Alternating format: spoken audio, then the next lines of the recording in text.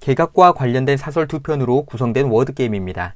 사설은 워드게임을 마친 후 링크된 신문사 홈페이지로 들어가셔서 읽어보시기 바랍니다. 이번에 교체된 장관들 대부분은 일찌감치 땡땡 명단에 올라 있었지만 김현미 장관은 막판에 포함됐다고 한다. 내각을 개편하는 것으로 나라의 일을 운영하는 고위급 관리인 총리, 장관 등을 교체하는 일을 말합니다. 네, 맞습니다. 개각이죠. 부동산 정책 실패에 따른 민심 땡땡에다 윤석열 검찰총장 찍어내기 폭주에 대한 반발이 겹쳤다. 인심이 떠나서 배반하는 것을 뭐라고 할까요? 그렇죠. 이반이라고 하죠. 땡땡땡땡 지지층만 믿고 오만을 부리다 지지층 이탈 조짐이 나타나고 내년 보궐선거에 빨간불이 켜지니 김현미 교체 카드를 급조한 것이다. 어떠한 상황에도 특정 정당이나 정치인을 지지하는 계층을 말하는데요. 네, 맞습니다. 콘크리트 지지층이라고 하죠. 전날 발표된 여론조사에서 현 정부 땡땡 후 처음으로 문 지지율 40% 선이 무너졌다. 단체가 새로 조직되어 일을 시작하는 것을 의미하는 단어인데요. 네, 맞습니다. 출범이죠. 이미 민심은 추 장관을 땡땡한 것이나 다름없다.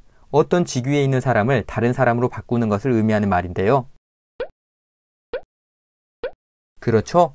경질이라고 하죠. 하루속히 집값 안정과 검찰개혁의 뭐뭐뭐를 마련해 민심을 수습하는 계기가 되길 바란다. 부닥친 장애나 어려움을 해결하는 실마리를 뭐라고 할까요? 네, 맞습니다. 돌파구라고 하죠. 변 후보자는 2014년에서 2017년 서울주택도시공사 사장 시절 서울의 뭐뭐뭐 공급을 책임졌다. 나라에서 무주택자나 저소득층의 주거 안정을 위해 공급하는 주택을 말하는데요. 그렇죠. 공공주택이라고 하죠. 뭐뭐뭐 강화와 투기 억제 등의 정책 기조도 흔들림 없이 밀고 나가야 하는 건 두말할 필요가 없다. 소유하고 있는 부동산, 자동차 등의 재산에 부과하는 세금으로 부동산의 경우에는 재산세와 종합부동산세를 통틀어 말합니다. 네, 맞습니다. 보유세죠. 추미애 장관의 땡땡은 검찰의 저항을 뚫고 검찰개혁을 반드시 이루겠다는 문 대통령의 의지가 담겼다고 볼 수 있다. 원래 있던 자리나 직위에 그대로 머무르게 하는 것을 의미하는 단어인데요. 네, 그렇습니다. 유임이라고 하죠.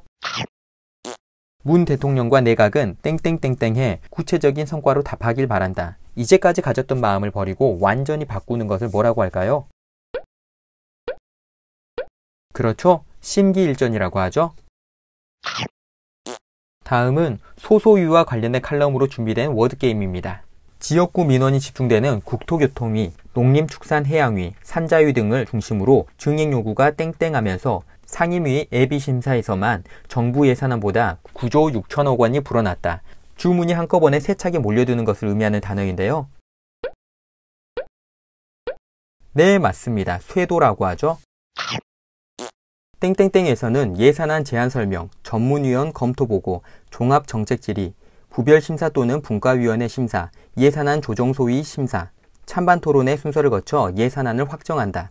정부의 예산안과 결산을 검토하고 심사하는 국회의 특별위원회로 같은 말로는 예산결산특별위원회 또는 예결특위가 있습니다. 네, 맞습니다. 예결위죠. 예결위 의원만 50명에 이르다 보니 본격 심사는 여야 의원 15명으로 구성된 예산안 뭐뭐뭐뭐가 맡는다. 예결위 산하 소위원회로 예산의 총 세출과 세입을 일치시키는 등 세부 내역을 조정하는 곳으로 같은 말로는 계수조정소위원회가 있습니다. 네, 그렇습니다. 조정소위죠. 하지만 심사 막바지 국면이 되면 뭐뭐뭐로 불리는 비공식 협의체가 등장해 최종 조율하는 것이 관행으로 굳어졌다. 예결위 산하 조정소위의 하부조직으로 최소한의 여야 간사만 참여해 예산안을 최종적으로 조정하는 역할을 하고 있습니다.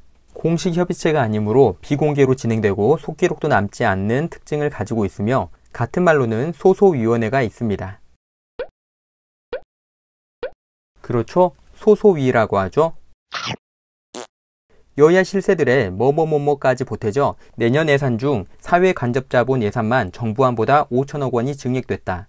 국회의원들이 자신의 지역구 관련 예산 요청을 쪽지에 적어 건네는 것을 의미하는데요. 네, 맞습니다. 쪽지 예산이라고 하죠.